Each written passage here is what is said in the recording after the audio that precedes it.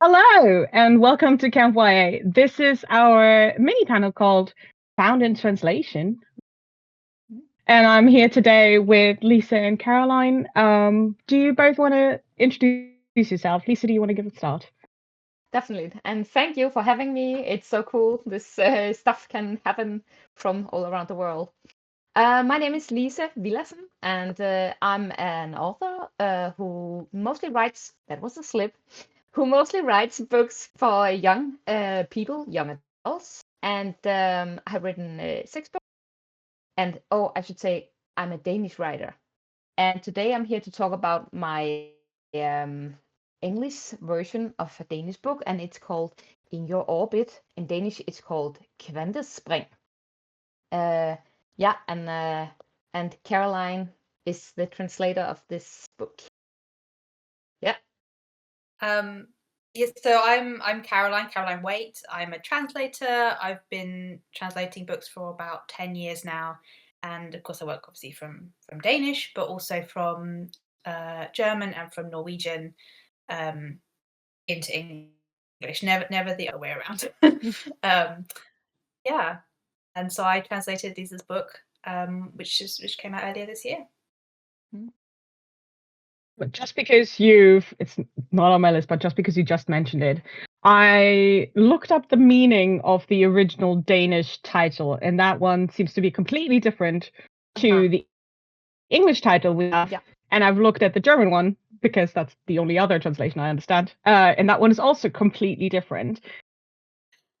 How did that work? How did we get here? Well,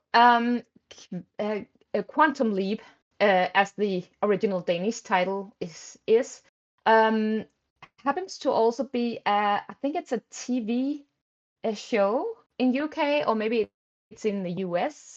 After all, we found out that it wasn't possible to call it Quantum Leap because a lot of folks would associate it with something from TV. So we had to find another title. So then we wanted to go with the title The World is Your Oyster, but I think that title was also taken. And then I actually think it was my UK editor who came up with the title In Your Orbit. And I love that title because in the book it's about people connecting to each other and how it's really difficult to actually get out of this very intense connection. And when you are in someone's orbit, then it can be a hell of a mess to get out of there. And that's what's going on in this book. 2 sisters, the one is sick from anxiety, and she can't really seem to get a life of her own. She's just stuck in her sister's orbit, actually. So that's where the title came from. And I really love the English title. I'm almost about to say I love it more than the Danish one because it's more. But I think it's more gripping and it's more precise because this is what the book is about, to be stuck in someone's orbit. Yeah. I will say, thank you. It's extremely common as well to change titles. It happens absolutely all the time, partly because there's often something in English which it's a reference to which was unexpected, or because his title's already taken or whatever. So it actually went through a couple of different iterations, I think, didn't it? A couple of different titles were suggested along the way before this one was chosen. Yeah, it's a funny thing about. Yeah, it's a funny thing about titles because the German title, which you also mentioned, I think it's called something like summer, something like I don't even remember.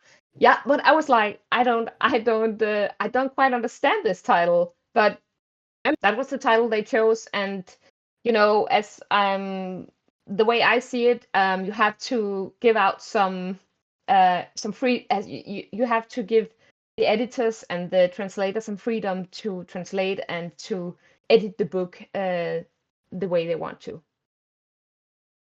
We will come back to that later for a different question. But first of all, go back to the beginning. Caroline, so how did you get this job, basically? How did you get involved at the stage? Were you already included in the deal, basically, when Little Tiger bought In Your Orbit? Or did Little Tiger then go out and try and find you? Did you apply? How did this come to be? Sure. So I had already translated the book by the time that Little Tiger got involved. So the way that it normally works is you don't generally apply for a translation job. Either the publisher will buy the rights and then ask you to translate it, usually because you have a prior relationship, or as in this instance, you have a relationship with the agent, the original agent, so Lise's agent. They approached me and said, "Oh, we've got this wonderful YA. Would you be interested in working on this?" And I said, "Yes, amazing book." So I did the translation originally for them, and then we went through some sort of early editing stages with the agent and obviously with Lisa. And then Little Tiger got involved, I think maybe 6 months after I'd finished, Right. and bought the rights. So when they bought the rights, they knew what translation they were going to get, because it doesn't really make sense to get someone else to redo something that's already been done. So yeah, that's how that worked in this instance. So when the editor then comes into it, will they go to you, or will they go to Lisa, or will they go to both of you? They originally go to because- the agent. Sorry. So, I don't know if you got to. But basically, they originally go to the agent, and then the agent is the one who brokers the deal, and obviously takes it to Lisa, and sort of, you would obviously know more about that part, but says that this publisher wants to publish this, and would you be interested in working with them? And then that deal gets signed, and then it really depends after that on what you've signed with the original agent in terms of the rights that you've given them for your translation. But standard practice is obviously for them to let you know and come back to you, and if they need to ask your permission, they will do that, and you might have to sign another contract, or you might not, depending on the original rights that were granted. And then you go through another process, obviously, of being involved in the edits with them and shepherding it towards its final English form. Lisa, did you have anything to do in choosing who will be your translator? Did you get like a sample chapter to read to be like, do you like this or not? I was just foisted on you, really, wasn't I? No, I don't remember if she called me or she wrote me. She was like, "Okay, we have Caroline Waight, and she's this wonderful translator." And as it happened, I have this very close friend who's also an author, Anne-Katrine Bowman. Bowman, I think she's called in English. And her book, Agate, was translated by Caroline Waight. So she instantly said to me, "Oh, she's wonderful. Good job." It's and so I felt so secure. And I know that my agency, they won't work with people who are not extremely passionate about what they do. And I also kind of have the impression that the translator can say no to a job if they're like, "Okay, this book, it's not for me. I don't have a feeling for this book, or I don't like it, so it would be just a waste to translate it because I can't do it with the love it deserves," or something like that. I don't know if that's right. Maybe you can tell me that, Caroline. No, that's absolutely true. I mean, you get sent the manuscript in the original language, and the agent will say, "What do you feel that this speaks to you, and would you be interested?" And so for me, I always, if it's a book that I don't think I can do justice to, and that sometimes happens, if it's just too distant from my experience, or if it's something I really don't know enough about the topic or something like that, for whatever reason I don't feel it's quite for me, then I will say no. Or I might suggest another translator that I think this person can really speak to this book. That would be a great match. So yeah, that does definitely happen, and you can absolutely say no. And lots of translators do. It's really about finding the right person for the book. Yeah. Lisa, so in this case we found out, so the translation was done before the UK publisher was even involved and bought the title. Is this different to how other co-editions, other language editions have gone for you? Because I know there are at least, I think I've seen 2 or 3 others, but correct me if I'm wrong. Like, how many languages do we have at this point?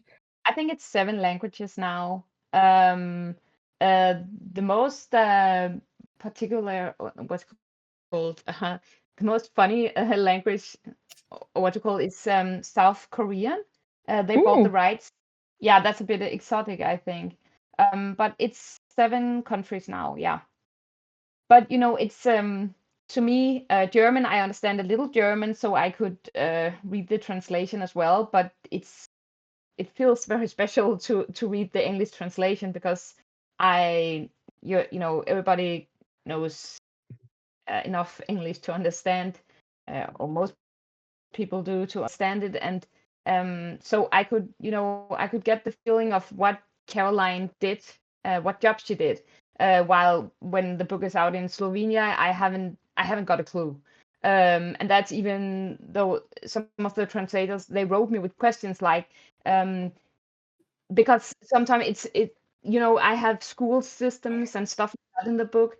So in some countries, they're like, why are they writing a car after they graduated? What's that about? And can we change that? And I don't know the result, because I can't read Czech, what's it called, Czechic or Slovenia. I don't know what they wrote, but they had some bumps along the way. But the English version, it's understandable, and it's the experience I get to see. Okay, wow, my book is something else than it was in the Danish version, because I really think it is. I just wrote a little piece to a British pop culture online magazine about being translated, and that I wonder about. It's really, I don't think it's your book anymore when it's translated. It's something else. It really is. It's really a funny feeling to read it in English, in another language than the original. See, that is actually something that I've been asked to ask you when I was talking to other people, was, does a translation still feel like your book? Like, obviously the name is still on it. I mean, it has clearly changed, but when you look at the English version, does it still feel like, oh my god, this is my book? Or is this like, is there some kind of disconnect or is that more when it's like a language that you do not understand? Like, I don't know how this is somehow the same. I actually feel it is my book, but it's not, because it's like the odd sister, or a distant cousin. I know it, but it's a little bit strange, because it's not my words anymore. When they are being translated, they somehow transform into something else. And yeah, I think that's why the job of being a translator is such a big thing, and it's such important who do the translation, because it makes a great impact on the story. So it's a distant weird cousin, I think. I love that. Maybe not quite weird, but yes. A little weird. A weird cousin is fine. Sweet cousin. Yeah. That's fair. Sweet weird cousin. Yeah. So you said some of the other translators contacted you because they had some questions. Caroline, were you two in any shape connected with each other while you were working on the translation? Do you remember having any questions or having to adapt anything? So it was more during the editing process. Like, a lot of the kind of relationship that you develop with authors is via track changes in Word. Like, it's a very kind of specific and strange way of relating to another human being. But because this is actually the first time I've seen these face to face. But we have kind of had these conversations via track changes, also through the agent as well. So it's this strange mediated kind of relationship. And yeah, because of course there were several things that Lise wanted to say. What about this? What about that? And then I would say, I've changed this, particularly in dialogue is a really good example where I think you really have to come a little further away from the Danish, because it's so important that it sounds natural and that it sounds like something a teenager, an adolescent would say. And I mean, to that point, it's kind of a struggle. And I can understand why it's so weird to read it as the author, because even when you're just translating into English, right, you don't really know, particularly with dialogue, what English you were translating into, and you were trying to make it sound like something a Danish teenager would say in English, which is like crazy because Danish teenagers are speaking Danish at school, right? They're not like, so it's all totally fake and weird. But at the same time, the trick you're trying to pull on the reader is that they don't feel it as fake and weird. They feel it as like allowing them to get the characters and with the narrative and all that stuff. And so as a translator, you are, trying to be like, what word do I use here that doesn't sound like straight, that doesn't immediately set an alarm bell ringing in the reader's head, like, oh, that's unnatural.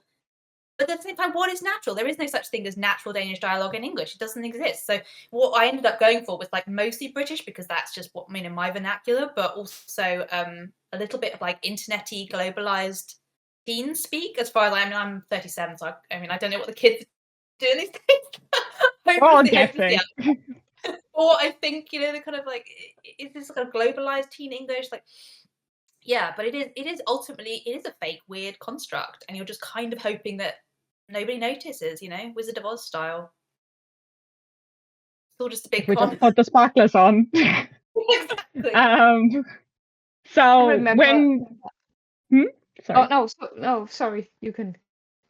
I just wanted to say, so when you were going back and forth on your track changes, was there anything ever that you had like disagreements on, or anything big that you remember that you wanted to change but also did, like something like that? Say. I don't recall it, but I remember sometimes I had this, like, I think it's because I'm a Danish, I was almost about to say teen, I'm 37 as well, but I've seen a lot of teenage movies, and I read a lot of books from the US, and I think I have the language from US in me more than the UK language. So I remember there were times when Caroline had written, for instance, shall we go to the beach or something like that, and I was like, what, shall? I didn't even recognize the word, and I was like, it's like, let's go to the beach. And I think Caroline was so right to say, no, we need to, just like you said, the dialogue, how they talk, we need to make it sound like English, like UK, and not like some slang from a movie or from a TV show from US. And that's just something on my backbone, the US slang language, I think. Yeah, I mean, there were certain things that I really didn't want to change, like the kind of the trucks, the graduation ceremonies, because that really felt like interesting, and it is new, and it's something that needs a little bit of explanation, but I actually felt that was really important not to try to change that or pretend like it wasn't happening, because it's also quite integral actually to the plot and all that sort of thing. But that presents like another set of challenges, right? How do you kind of just sort of subtly introduce in the background, like, oh yeah, there is this tradition of decorating these, putting up these banners and decorating trucks and then driving around with them, and then they wear like the special graduation caps, and like, or the concept of a fire pond, like, which I think just ended up being called a pond in the book eventually, that you get chucked into, like thrown into, like, again, it was important, the editor kind of said, oh, it's important to let people know like why this is happening, and that this is not like a super strange thing necessarily. So yeah, I think I found the trucks really funny for me, because I know we have similar traditions in North Germany. So I was reading that and being like, oh yeah, that's what they're doing. And then like 3 seconds later, I was like, wait a minute, I'm not sure if everyone gets this. Yeah. Yeah, I mean, it's always a difficult, because you kind of, you have to give readers some credit, right? Like, a lot of the time, they won't actually stumble over the things that you think they're going to stumble over, and they don't need to be spoon-fed everything. Like, a lot of readers are genuinely interested in finding out about how things work in other countries and different cultures, and they don't want everything to be, anglicized for them. Like, they don't want everything to be sanded away. So I think, but at the same time, they don't want to be alienated, or they don't want to be so distracted by like difference that they kind of lose touch with the narrative pull. So that again, it's like something that you kind of have to work out with the author and with the editor, and how kind of far can you trust the reader to help you, basically. which turns out to be quite a long way. Yeah, it's kind of a narrow line, like you said, to walk, not to over-explain, but also to make sure that everyone is on board and it's not disturbing that there are traditions people haven't heard of, or like, okay, girls being put away in a pond, like what's that about? It might sound just really wrong to some people, and that was just tradition. Yeah, that is tradition in some places in Denmark. Yeah. But I think that's one of the reasons why translation is important, like translated fiction is important. Like I grew up with it much more, having not grown up in the UK, because I find this is one of the statistics in the UK that I find the most devastating, is the fact that only 3% of published books in the UK are translated books. And I am pretty sure, even though I could not find the right statistics for this, the number in YA is even lower than that.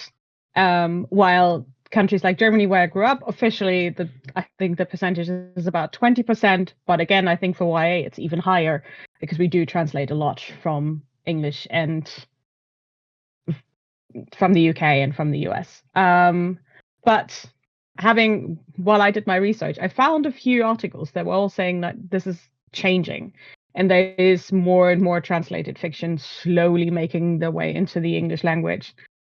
Is that something that you also see in your work? Like, Caroline, have you seen an uptick in people asking for translated fiction, especially also for YA fiction? Or is this a made-up thing?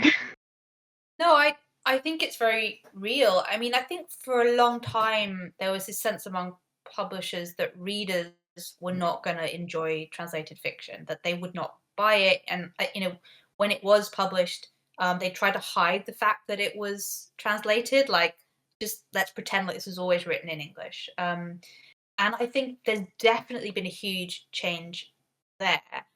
And this acceptance that actually readers, as we were saying, are much more interested in, they don't want to just read stuff that's written in English. They really want to read things which are, foreign, right? Or like a bit strange or whatever it is, which is different.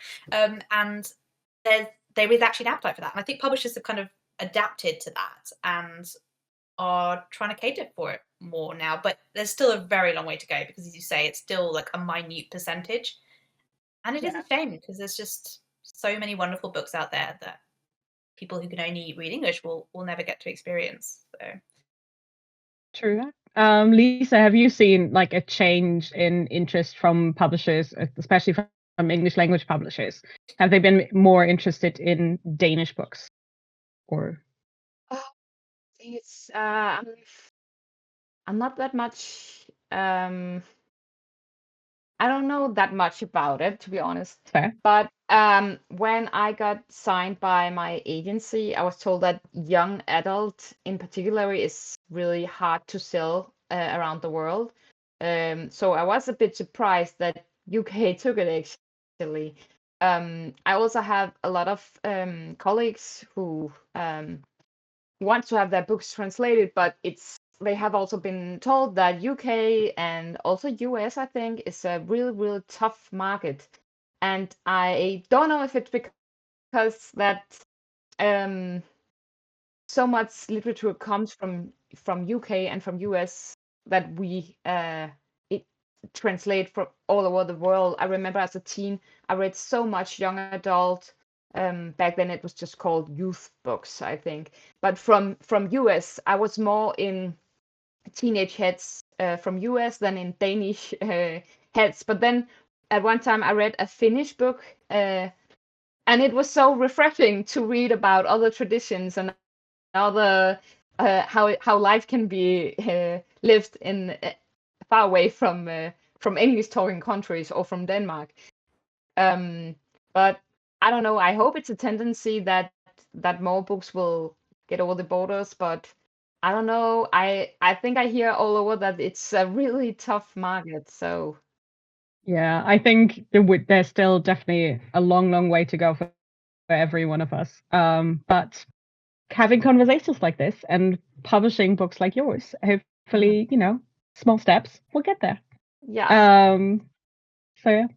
I think we're almost done with our time, which means I have some stupid questions to ask at the end so we can, lighten things up. Yeah.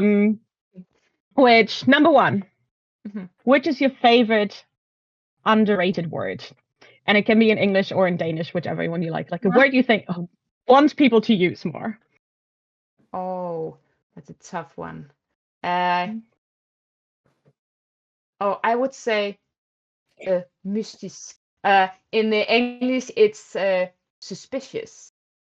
I think people should go around and talk more about suspicious stuff because there's so much suspicious going around. I know. Caroline? Yeah, that's a good question. This is a weird answer, but I've always been really fond of the word skew whiff. I always try to like sneak it into my translation. What was Hopefully I get caught and they're like, what is this? But I can't explain it. It just means like slightly wonky or like askew or like a bit wrong. Like, yeah. Oh. You caught the two not English mother tongue speakers being like, what? It's just but a funny word. I don't know what it is about Yeah. it. Yeah, I tried to get it in. Yeah. I wherever mean, just flying the I flag. will take that. In the same sense, but on the other end, what is your least favorite word? Oh, I'm gonna say pølse. Pølse is a Danish word which in English means sausage. And it's just an ugly word, and I don't like people to go around and say it. Just stop saying it. You can eat them, but don't go around and say that word. Talk about it. Anna? Caroline? I don't know. I'm not sure this is that kind of lame, but I don't know if I have a least favorite word. I feel bad for like, people with that old moist, disgusting word in the English language. I'm always like, it's not bad. It's useful, I Even the point word out that it does what people talk about. Like you hear the word moist and you know what it is. It's very vivid. It's evocative. I'll give it that. So yeah, I feel like even the words that are kind of ugly and they're definitely like they serve a purpose and they're part of the lovely kind of tapestry of the language. So yeah. I will take that diplomatic answer. As for recommendations, do you have a favorite translated book? So hard favorites, it honestly is, because there's just so many fantastic ones. This is not YA or anything to do with YA, but I've always really loved Bruno Schultz. I don't know if you've read The Street of Crocodiles. He was a Polish writer, and so I've only read him in English, right? Like it's kind of weird because I've actually never read the I can't read Polish. I've never read the original. But I love Street of Crocodiles. It's a collection of interrelated short stories and just the most like imaginative, crazy, like rich language. So, and apparently like the English version is like dumbed down. So, well, that's probably unfair, but like it's kind of simplified from the Polish. So maybe I'll have to learn. But learn another language. Just add one more to it. Why not? Caroline, do you have one? Lisa, sorry. I'm gonna say Convenience Store Woman. It's not a youth novel, but it's a novel from Japan, and it's such a clever little sharp novel about the pressure of being normal. And I really love how it provokes the idea of how we need to live our life, and the way that it's actually possible to to make a life of your own without living up to all the expectations from family, and just do what makes sense to you. Yeah, really good book. I do recommend it. It made me feel a lot of emotions. But yeah. And the last one would probably the most stupidest one out of the ones. If you were a cookie, what cookie would you be? Oh. And actually, I didn't know there were different kind of cookies. I live in a country where a cookie is just a cookie. But I'm gonna say a cookie with peanuts, because I haven't had a peanuts for like a year and a half because I have a son, and peanuts and babies, that's not a great idea. And I really miss my peanuts. So if that would be a cookie, it would be a peanut cookie. Fair enough. Caroline? I mean, I love ginger cookies, like anything ginger flavored. So I think I'd want to be one of those just because they're so delicious. I mean, they're just the best. So I'd want to be one of them. Yeah. Fair enough. And now that we got the stupid questions out of the way before we close down, what's next for you guys? What are you currently working on? What are you up to next? Caroline, do you want to start and then we finish with Lisa? Sure. So I'm currently working on a novel for St. Martin's Press, which is a novel which is it's called 11%, and it's this kind of crazy, sort of very kind of hilarious novel. Yeah, it's not like you probably read it or heard about it. Like it's an inverted world where men only are 11% of the population, and they're kept carefully controlled, medicated, and like quote unquote tame centers. So women now rule, and yeah, it's kind of like a dystopia really, but it's also raising some very interesting questions about all sorts of things. So and it's quite funny. So I love it. I'm really enjoying working on it. That sounds very intense and very interesting, though. So it is fascinating. Cool. Yeah. Lisa, what about you? What are you working on? I'm just gonna say, yeah, that's an amazing book. I read it as well. Wow. Okay, yeah. So right now I am working on my next book coming out in the beginning of the next new year. It's called Die Sorte Hullers Club. In English, it's the club of supermassive black holes. And it's a young adult novel about a group of young people who get together because they all feel lonely and kind of different. And yeah, in this group, a lot of things will happen because a heart-sick girl is starting in the group, and she needs to have a new heart before the summer is over, or she will die. So the whole group needs to gather together and, you know, do a lot of stuff together. And yeah, it's a story about love and friendship and being lonely and yeah, all the big stuff. Sounds really interesting. Well, fingers crossed we might get to read it in English because I still sadly do not speak any Danish. But yeah, thank you so much for both of you for coming and talking to me today. This was really cool. Bye. Thank you so much for having us. Thank you. Bye.